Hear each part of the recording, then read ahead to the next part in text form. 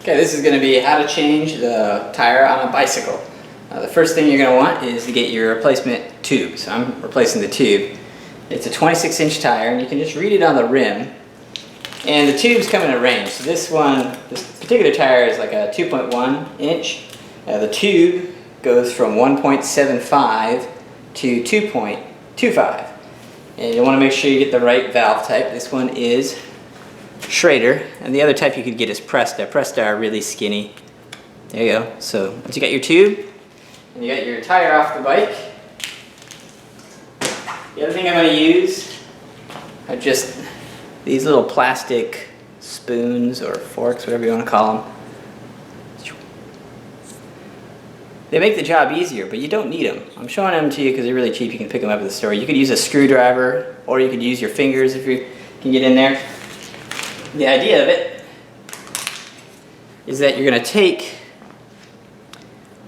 this, and this one's plastic so it won't scuff my rim, and you're going to go underneath it. I'm going to get more light. Hang on. Okay, so you've got the spoon edge of this little guy, and you're going to pull back the bead of the tire, and then you're going to put this spoon under the lip of the tire, and then you use it to pry it out. See how I'm prying it out? Pry it out. And so now it's beyond the edge of the rim. Once that's done, you sort of unzip it just by pulling it back. Once you do the entire rim, you see now it's all floppy the entire way around. Now, but you still have this backside that hasn't come off. So that's pretty easy. You just need to go farther. So you could, honestly, this one's easy enough that I could just pull it off. Oops, just did. But if you wanted to, you could reach underneath even farther and then grab the next part of the rim, and you do the entire unzipping process again. Easy enough. It's just a bike tire. You can pull it off. Forgot to take the cap. Okay, so tire and rim separate. Now we're going to reuse the tire because there's still plenty of tread on my tire. You just strip out the old tube, and you grab your new one, and you're going to lay it in there.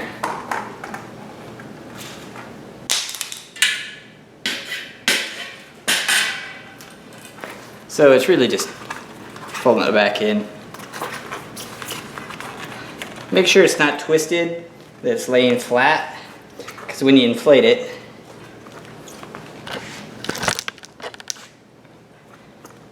you're going to want everything to be straight.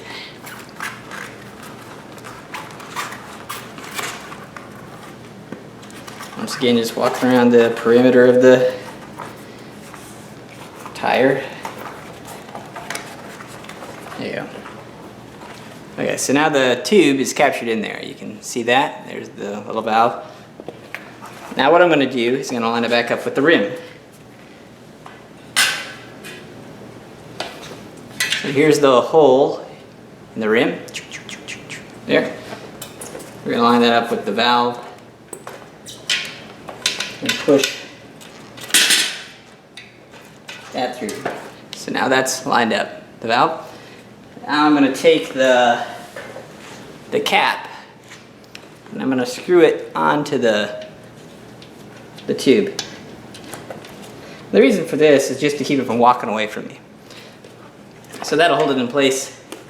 And now the idea is to do just the opposite of what we did before, which is get the tire back on there. So I'm going to walk it around. The tire's pretty pliable, so I can use my hands for a good portion of it.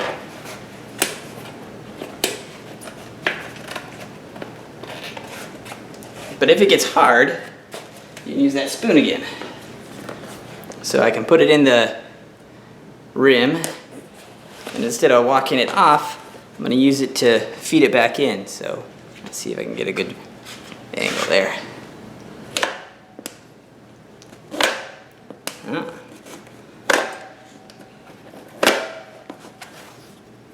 Come from the other direction now.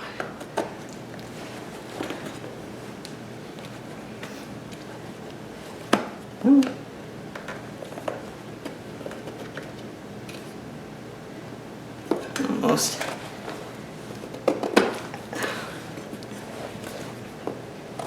Now, if I was to make this even easier, it would be to do one at a time, but I did both of them at once. Okay, so we got this one side all the way on, but the back side is still off. Like right here, it's still not. So we go through it again and just put it in and zipper it back on. There, that's it.